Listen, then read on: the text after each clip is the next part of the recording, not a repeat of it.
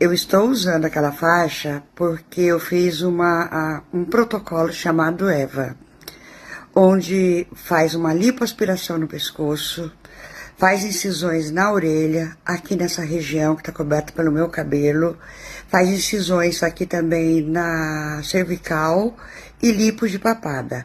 Ele reposiciona os músculos no lugar, redefine o contorno, porque eu perdi.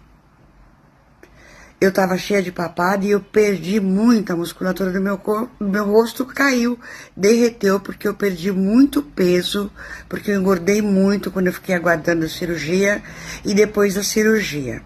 Então foi isso que eu fiz. Eu fiz uma cirurgia chamada EVA, um protocolo, que é minimamente invasiva, no Instituto Face Hoff, e eu gostei muito.